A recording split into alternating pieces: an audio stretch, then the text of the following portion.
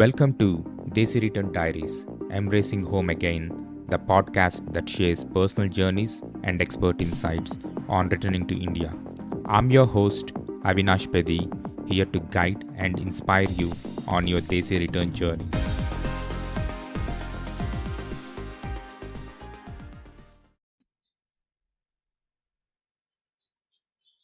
Hello, everyone. Hope you're enjoying your summer. Today, I'm really excited to introduce our guest, Shyam. Shyam has been in US for close to 17 years before moving back to India. He also brings a different value from his career transition, which I'm really excited to dive into. With that, welcome Shyam to the show. Hey, Avinash, thank you for having me. It's a pleasure. I'm happy to share my experiences of returning back to India. It's been 3 years now. Yeah, I'm looking Great. forward for this call. Yeah. So, Shyam, can you tell us your background? What got you to move to US and some of the decision factors that influenced moving back to India? Sure. Moving to US is not like anything special. It's just like a go with the flow kind of a thing. So I was finished my engineering, and then the back in the time, I think during our days, it was a natural transition to find a master's program and join, and then take it from there. So that's how I moved to Chicago first, to a university, Illinois Institute of Technology. So that was in 2003. And then I've been in Chicago during the master's program, and then moved around a little bit, actually quite a bit for work. And then, finally after 17 years, as you mentioned, 16 to 17 years, I just returned to India. That moving in is not so dramatic, but moving out, definitely, a lot of planning, a lot of nervousness, a lot of anxiousness to see, if this is the right decision, especially when you have a 2-year-old daughter, thinking about all the things that US provides from, infrastructure, or the, general, the cleanliness of the place, and a lot of those aspects, right? The standard of certain education, and then the services, all of that actually is obviously, I would say, India is way behind in these aspects. So that was a very difficult decision and a very thoughtful decision to make, whether, are you doing a disservice to a kid by moving to India, where you're moving from a quite a bit developed nation to almost like not very still developing, and in a lot of places, very underdeveloped nation. Yeah. Okay, cool. So maybe you can talk through the decision factors, and also like when did you start thinking about moving back to India, and the factors that influenced the decision. Yeah, there are multiple factors. I mean, as you can imagine, both from my standpoint and my wife's standpoint, right? Different kinds of factors were in the play. I think some of them were, family. Big reason was family, right? Grandparents live here, so we wanted to be close to them as they're aging, because we realized that there is a time that we can spend with them. After that, the health of them will start to drastically, go bad, and there were kind of certain issues that we want to be there close to them during that phase. So that was one big decision. Second one was also, with that timeline comes the aspect of how Nia can actually, be close to, as my daughter, how she can be close to her grandparents, right? Having that relationship, that bond is something that my wife and I both had with our grandparents. We felt like, that would be great for Nia to have there, given we didn't have a lot of relatives living close by. We had all across US, but nobody close by, right? So it felt like that kind of relationship will definitely help her gain some family bonds over time, and keep her grounded in certain aspects, right? That was one big reason, family. Second reason, I would say, was, I think, an increasing sense of unease as we are growing up in US, given, it's irrespective of how long you've been living there. We even moved there like really early stages of our life. It was just mostly after a certain maturity, right? Finishing our bachelor's here. So that's a pretty big life that we have lived in India. So moving to US after that doesn't make you feel like, even for how long, it's not like you feel like it's your country, right? At every point. I mean, you're responsible for a lot of things. You feel very good about them, like, be living in US and ensuring the cleanliness and being responsible, resident of that country. But at the same time, the sense of belonging will will uh, will soon feel like you no matter what you do, there's that thing that I felt and my wife felt, like it's never going to be satisfactory for us to the fullest extent. Because the festivals, the country doesn't celebrate the festivals that we celebrate in India as a whole country, right? So we tend to celebrate most of the festivals, which are like the Christmas, Thanksgiving, which are like great. But again, when it comes to you celebrating your own festivals, it's not the country that is moving forward to celebrating that festival. So it feels very odd when you celebrate them. And then it's also a third factor is a very mechanical life has started to creep in, right? Work, then, big set to a very stringent routine, like the weekend routine, and then again looking forward for the week, and again looking back for the weekend. And then the weekend, it's a pressure, like who is around, who is not around, to meet and go somewhere, watch a movie. So this has become such a big routine. I felt like there was nothing constructive in life that we were doing. I felt like, coming back to India may be a change that, we get more involved with the society in that aspect as well, where you feel more connected to the, connected, given you've grown up here and lived here for a long time, initial stages of your life. So that was another reason, the sense of belonging and that continuous mechanical life that we had. We wanted to get out of that. And the fourth one I would say is me just imagining myself what life would be when I'm 60 there, right? With nobody around, like friends or family. It's a very different kind of lifestyle in US. If you think about it, the family is far away, friends are too far away, you can't rely on somebody to be there forever in US, right? And then especially with the kind of amount of population you have with your friends and stuff, they might move on to something else, right? So I felt like there might be a time when you hit 60 that you're probably all alone, staring into the be living in this big house. I can imagine that happening, like going to Florida or somewhere. And then I felt like that's not what I want to do. There are other things that I could probably do in life, like if I go to India, maybe the having parents around, having a lot of friends, having problems that mean something to you because you grew up in them, and trying to solve those problems would give you more satisfaction. And I also am a big fan of cricket in general, so that also was a thing, like I would be connected to sport that actually is meaningful to me, and I could do something in that sport. So those kinds of things were all playing in my mind. So like for a multitude of these reasons, I felt like it's probably a good call to just go and see, live. For my goal was, when I came back, it was like I didn't want to have a return. We didn't want to have a return plan. So we did not continue on the green card process, which was almost like a year away, maybe, to close. We were like, forget it, it's okay. It's always going to be something or the other. Like 1 year, they say the date will go back again 2 more years. So it's going to happen like this. So we decided not to. But it came right after we left, it was there. Like 6 months later, we got our green card. But we didn't, because we were out of the system, right? So we said we don't want to have a Yeah. return process or return way. So we want to give it a true,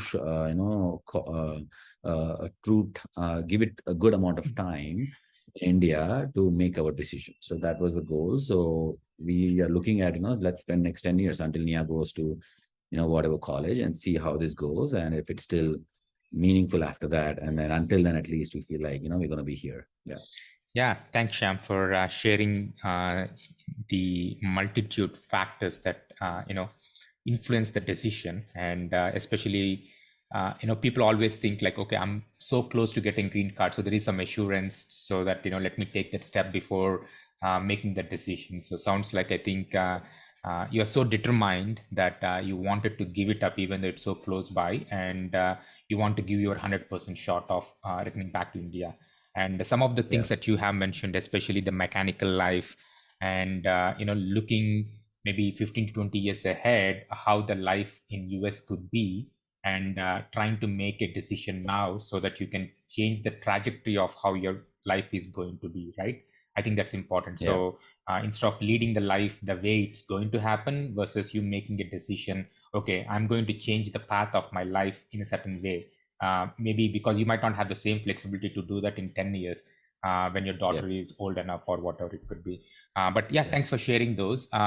So maybe you can talk a little bit about the timeline and maybe some of the planning that went into this, moving back to India, right? I mean, so when did you start thinking about it, and how long you planned for it, and maybe anything that you can cover on the logistics to our audience? Sure, sure, definitely.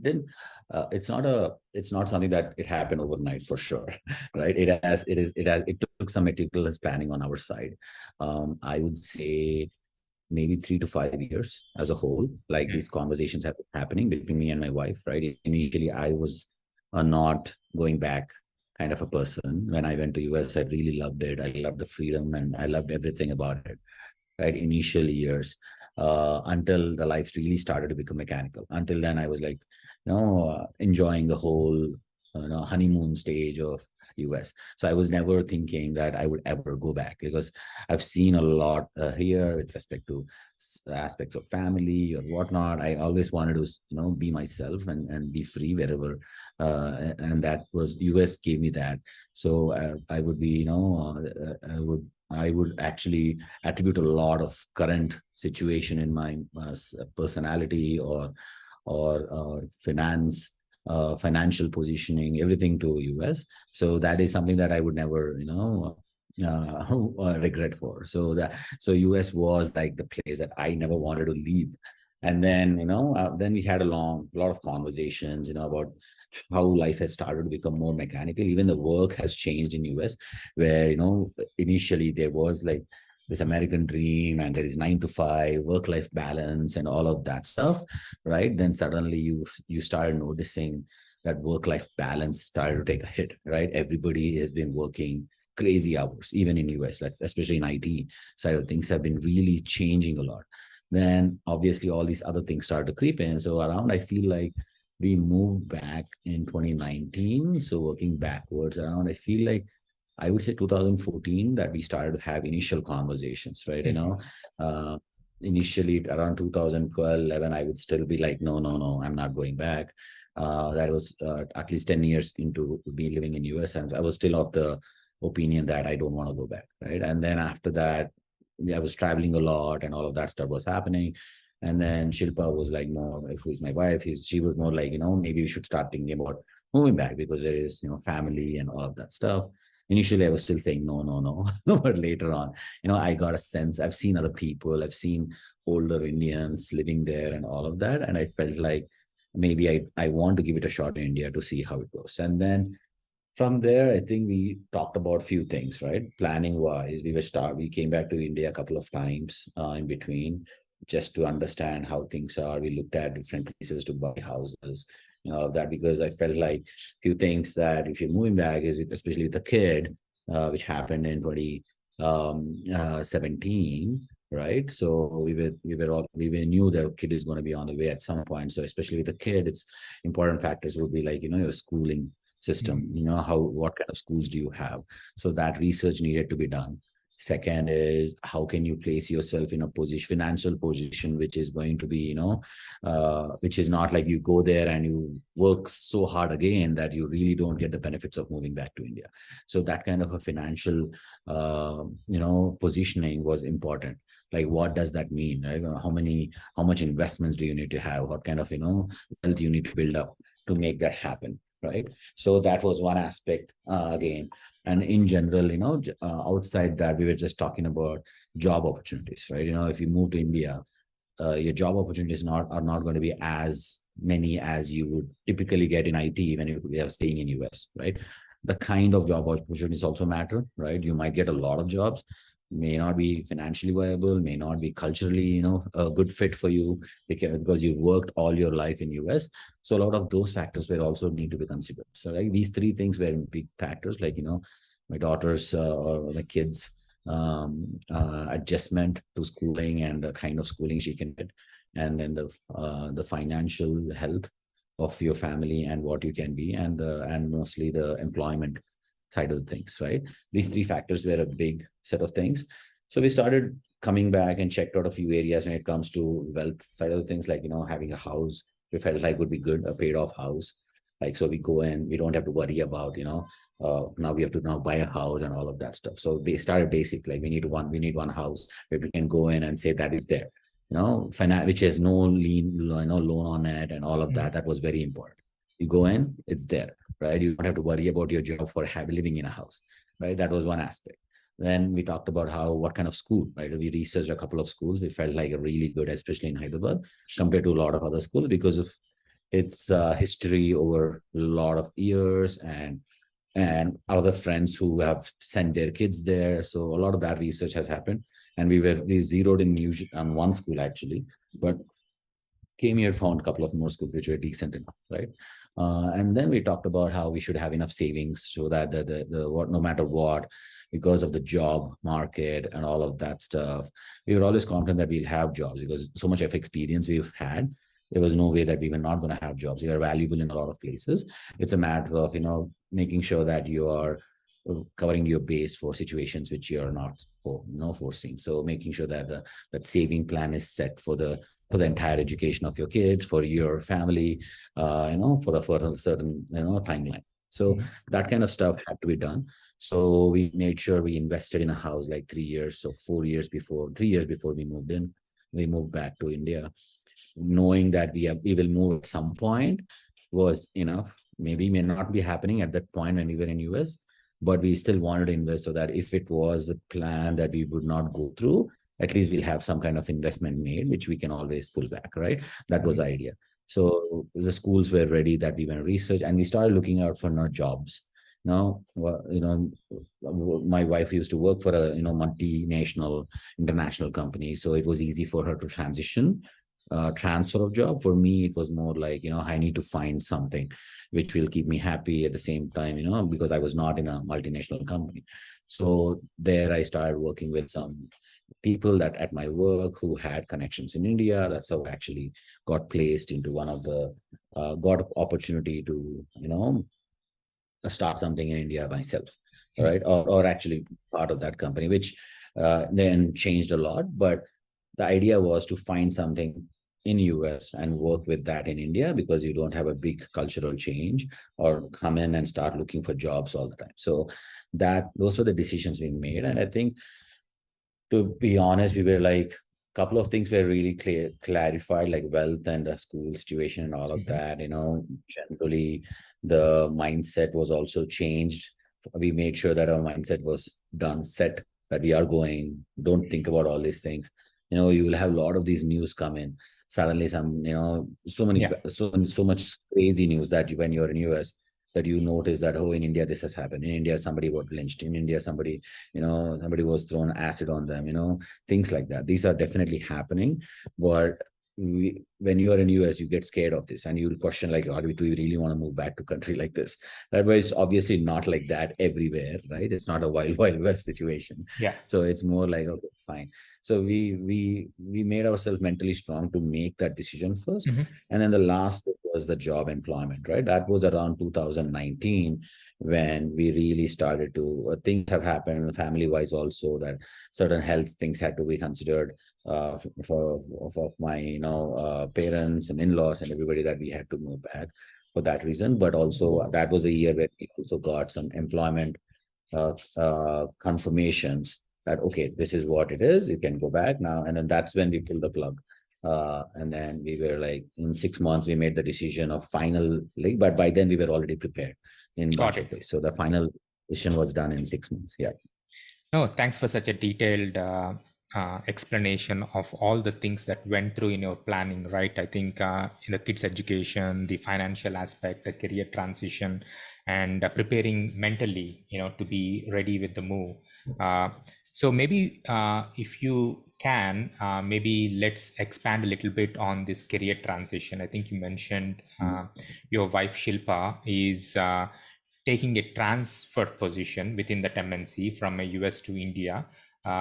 If so, like, how does that work? And then the other one is, maybe you can talk about your side, I think, which you kind of touched a little bit about, working with, some of your colleagues, and then trying to evaluate maintaining the same work culture, like doing something in US but from India.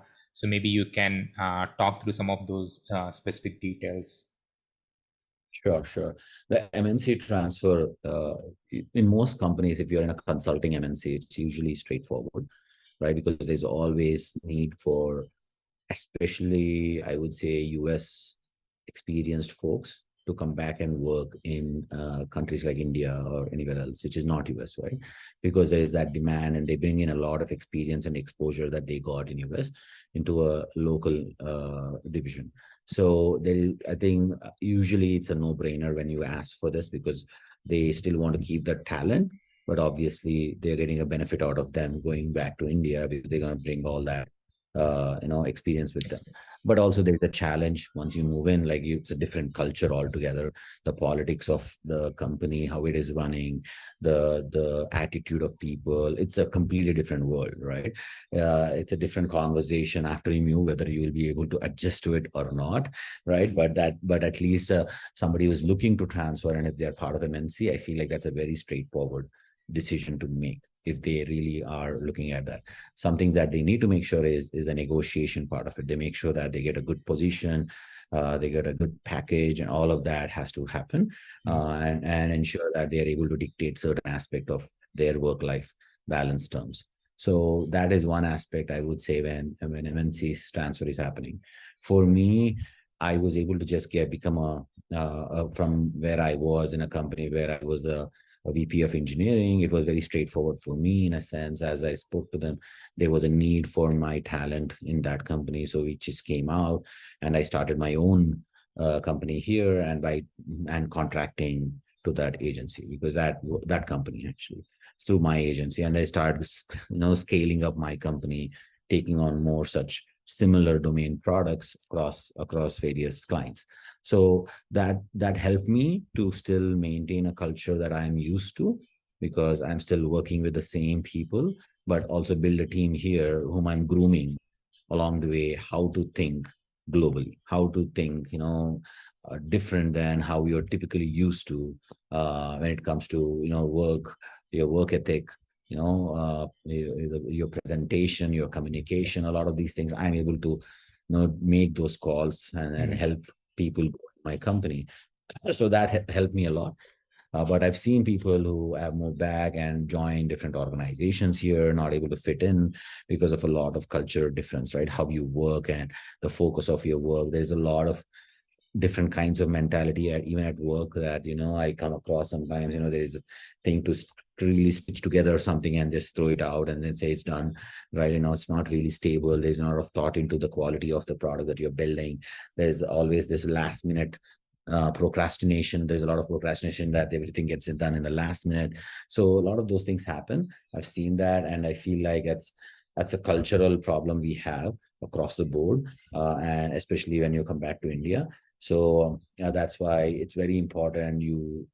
If you want to keep your mental peace and coming back to India, having the right job and right employer is very important.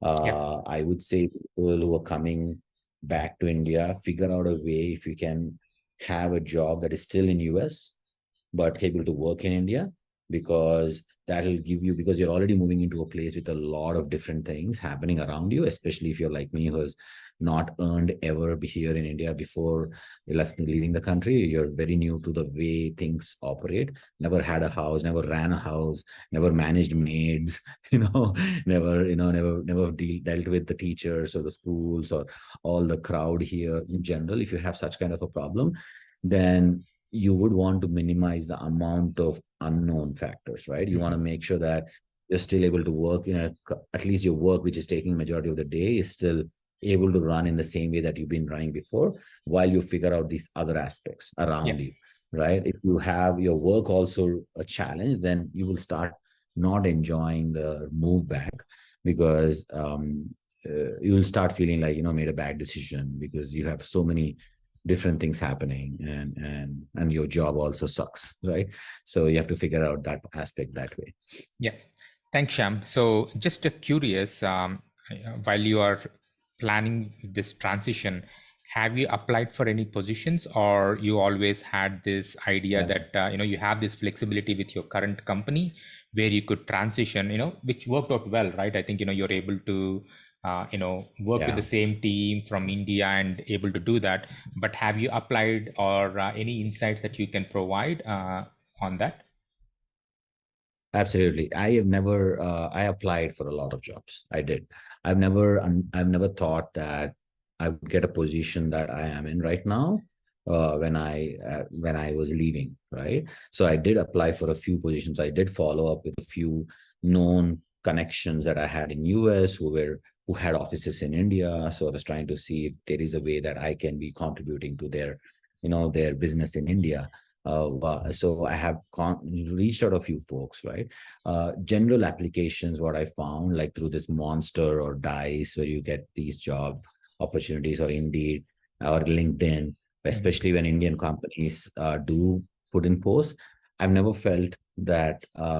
I never got any responses from them. I don't know why. Although I felt like my positioning of myself was pretty good in terms of leadership, but I always felt like the leadership positions in India, if you're applying for some, are gone through connections. Like Mhm. usually, it's for the namesake that you have a position on there on the advertisement, Portal. but I feel like it always filled by internal recommendations or connections. Right? It's not easy to get to application to especially if you're looking for a leadership role, right?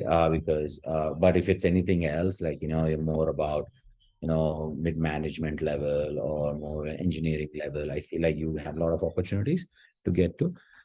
So maybe that's why I never got any callbacks from Yeah. the places where I applied for. And then, but there were other conversations where in the past history I've crossed paths with these people who have businesses here. They were more willing to offer me positions and all of that. So there was one of them which was lined up, and we were very happy with. I was very happy with that as well. It's just that as I was leaving, and then the current company when I was working or extended the offer, I felt like that is probably an easier transition initially, and then to a goal where I want to achieve, which is I want to start my own uh, product company in India, right? So that worked out well. At the same time, I was also part of a startup in US, right? So that also helped because that at that time it was very at the initial stages. We were not sure where this was going, but as I came back, I was still part of that startup, and then I continue to be. Now I'm more incomplete with that startup where I'm the CTO, and my full focus is on it. So I have my team here in India, so I work with them. So that is my current focus. But when I moved back, I made sure I did these steps, Yeah. especially to make sure that I got them. Landing in the place where I landed was pure luck, but I had to do some effort before reaching out to these places and to get a position, confirmed, and then later things fell in place properly. Yeah, I mean, as you said, thanks for sharing again such a specific details. Like I think you did try and apply, as you mentioned, it could be especially for the senior Yeah, roles. It's more through referrals or whom you know, and it's always through connections, right? And yeah, sometimes it just things fall in place once you make a decision, and everything varies. But the key thing is for the career transition. I think especially for the senior roles, it's the connections that you made, and that makes an impact in terms of the transition. So yeah, let's yeah, switch the gears a little bit.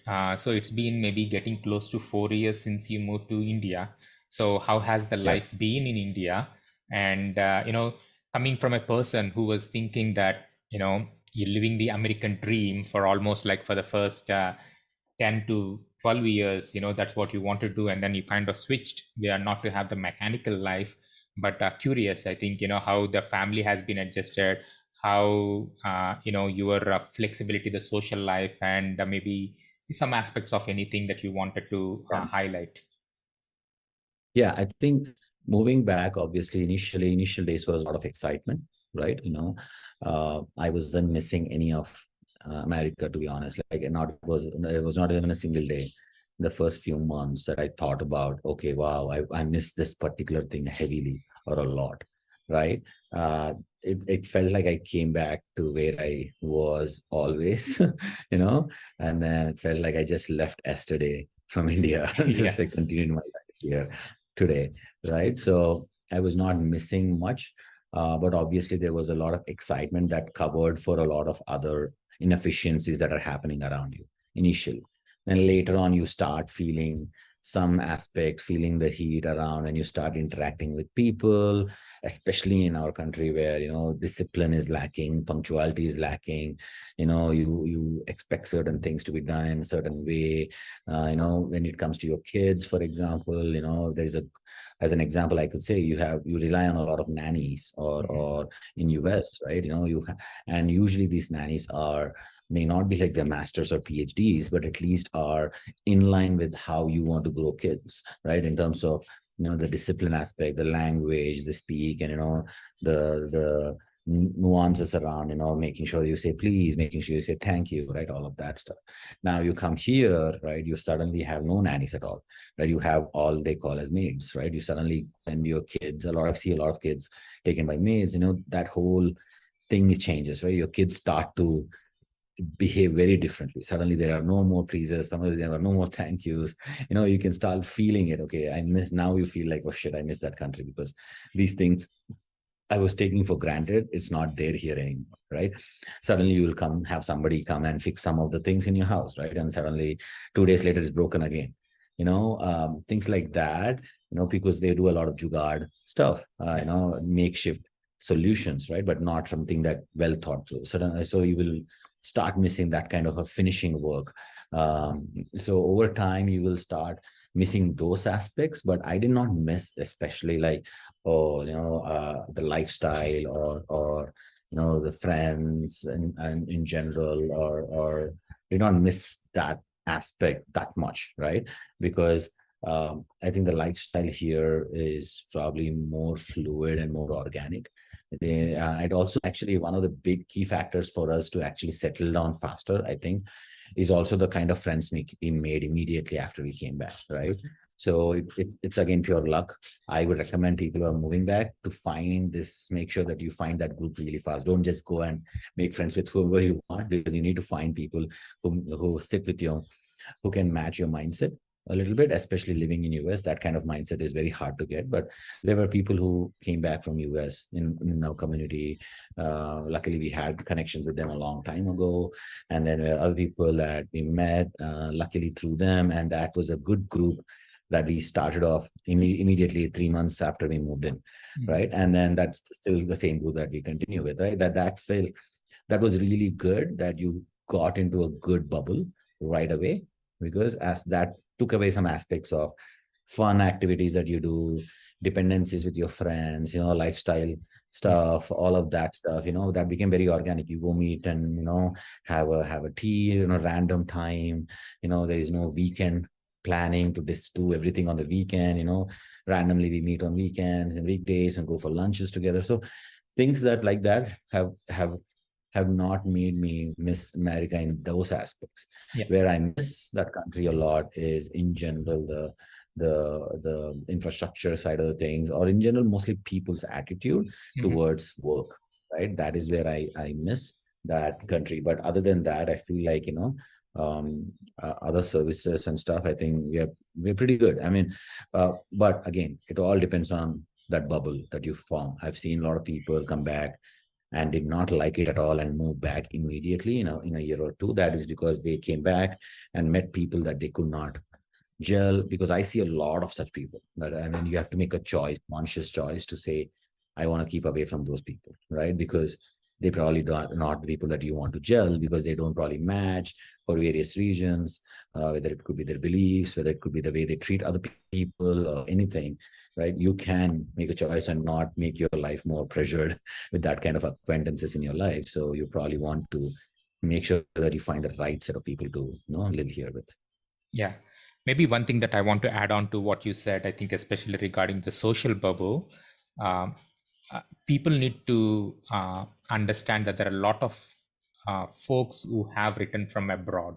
So there is a lot of pool of people that they can be friends with, in terms of like the like-minded people. So it's not like it's a Yeah, very limited pool, and which makes it hard yeah, to find the like-minded people. So I just wanted to stress to the point that Sham has mentioned. Having that kind of a social group would definitely help in terms of getting settled easily, having your social life, especially if you have been living outside for more than a decade.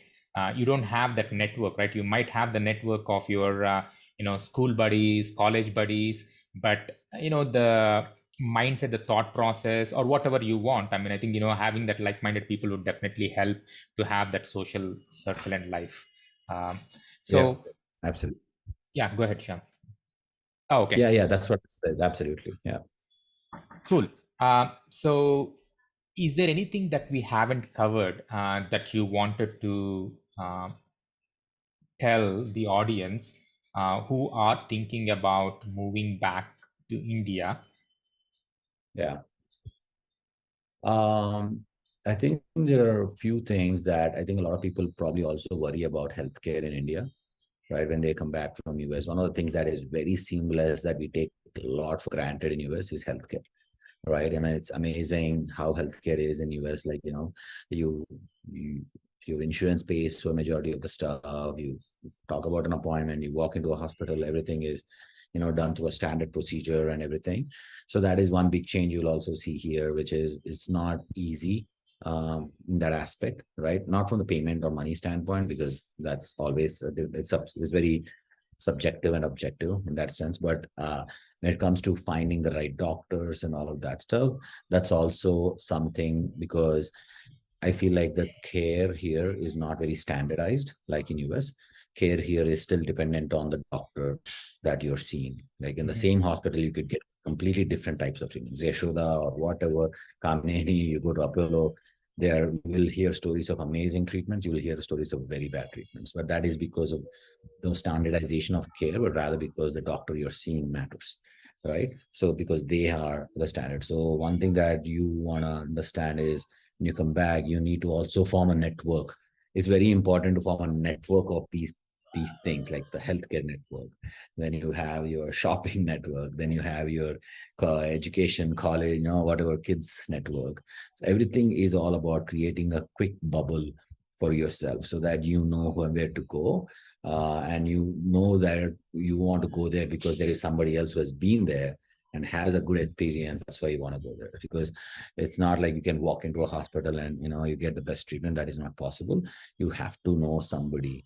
Unfortunately, that is the state of affairs right now, but it's not like the end of the world. It's just that there is an effort involved. Is it worth it for coming back? That is again subjective. What are your actual goals for coming back? But these are definitely manageable, to be honest. It's extra piece of processing in your mind that you have to always do, where you could probably blindly follow in US, but here you need to be doing some homework in each aspect, because that is the cost of moving back, where you probably get other benefits, which you would not get in US, which is your organic life, which is your time to and organically meeting up people whenever you want, time to do things that you probably were passionate when you were in India a long time ago.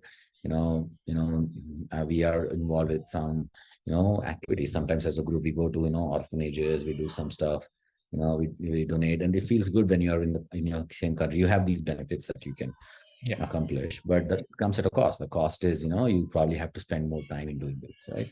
And researching and making that network, building that, bubble, that takes effort, and that takes effort to not only create but also to maintain.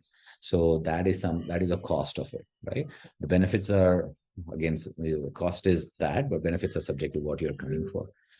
For us, I think it works out well, but again, the people who are in the immigration situation, right? It's been there for a long time and not getting anywhere in terms of green card, and you've piled up good experience, and there is always a lot of market opportunity here to grow and start your own product. There is a lot of scope for that if you're willing to do it, right? Rather struggling in that country trying to get that one immigration document, which is like always seems that it's close by but never close by. So you have opportunity here to, because you're not tied by any immigration. This is your own country. You can set up whatever you want to set up. You can do whatever you want to do. So there is that aspect as well. So there are some of these benefits which are unparalleled for your compared to your stay in US, but it all comes at a certain cost, which you should be okay to take. And it's very subjective. I know some people struggle a lot because they can't take the attitude of people here, even for a little bit, like how bad they are in terms of their finishing work or how bad they are in terms of their communication. That happens every day. I feel like India is like a pressure cooker situation. When you go on a car traffic, I feel like everybody is under pressure right now. They're gonna blow up one day, right? Because you have to deal with so much things. You're driving and suddenly nobody drives around you normally. So you're on a phone call doing something, you suddenly have to deal with this stuff. So all of this happens, right? There's always pressure on people, so they can't sit calm. So, but Yeah. but beauty in it. There is beauty in it as well. So that's what I would like to say on the top of it. Yeah. Cool. Thanks, Sham. So let's move on to our final segment of the show, which is the rapid Yeah. four. The first question is the surprise thing after returning to India. Surprise thing after India is I did not miss US at all. I was like how come is this possible? Because Yeah. for me, for the longest time, I felt like when I would go to India, I might miss this US a lot because I'm a foodie. I used to enjoy a lot of my, meat in US, my restaurants and then the lifestyle, all of that. I felt like that would be one thing that I really, really miss. But when I came back, it's like gone out of my mind. I didn't even think about any of that stuff. That was very surprising because I felt like 16 years of my life or 17 years of my life in US should amount to at least one day of missing it, which did not, which is what is very surprising. Maybe you're just so Yeah. adaptable. Yeah. So what's your favorite Yeah. travel destination in India? Goa. Yeah. Cool. Definitely Goa, because it's one of those places I would say is easy to get to from most cities. Connectivity is great, and you get a mix of everything you want, if with kids and without kids, and yeah, it's just I'm yet to explore other places, but Goa is definitely the place you want to go to. And then there is, I think, south side you can go to Coorg or Wayanad. Places like that are beautiful, but Goa is my best place. Yeah. Cool. And what's your favorite Indian dish or a restaurant? Right now, I think the restaurant is, I would say, Sanctuary. Dishes are, I would change it week to week, actually, to be honest. So that's one thing that, in India is your food you have so much of it. So you have so much option and choice of it. But I do miss certain amount of food, certain kind of food from US that is not there here. But I mean, it's okay. I'm never a foodie that to that extent, especially Indian food. So because I get a lot of Indian food here, I'm not really that okay. I'm okay about it, but yeah, I like Sanctuary. It's my favorite restaurant in the city now. But again, it changes month to month. Yeah. Cool. And the last one is a favorite part of living in India. Organic life. I feel like, I just go out. Even now, I mean, this is happening on a weekday, right? I mean, this doesn't happen in US to set up something like this, right? I have a lot of time in terms of, I mean, it's the same amount of 24 hours, but I just feel like somehow you feel like there's time to do a lot of stuff here, right? You go down and you suddenly bump into your friends that you walk with, you talk to, and in the morning I make a decision to play cricket or not. Things are not very rigid. They are very fluid here. Things, you can make them happen and they happen to you. So I Yeah. like that organic nature of it. So, which is very much what I did not like in US towards the end, where it was getting very mechanical. So yeah, that's what I really enjoy here. Yeah. Okay, great. So thank you very much, Sham, for your time and sharing your story, especially like the details of your planning, the career transition, and how your life has been in India after living here for almost close to 4 years. And really appreciate your time and thanks again for Sure. being on the show. Thank you. Thank you for taking time. And I know this was amazing because I wish I had something like this when I was making a decision to read, or listen to people. But yeah, this is really helpful. I'm glad this can help somebody else too. Yeah. Yeah, for sure. Yeah. Thanks, Sham. Thank you.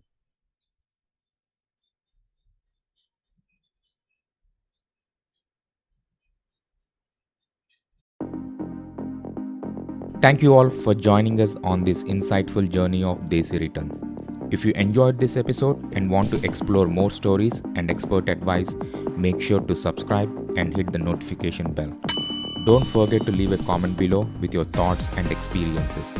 By the way, check out the links in the description below for our Facebook group and social media for updates and engaging discussions, as well as connecting with fellow Desi returners. Thank you once again, and until next time, may your Desi return journey be filled with joy, growth, and endless possibilities.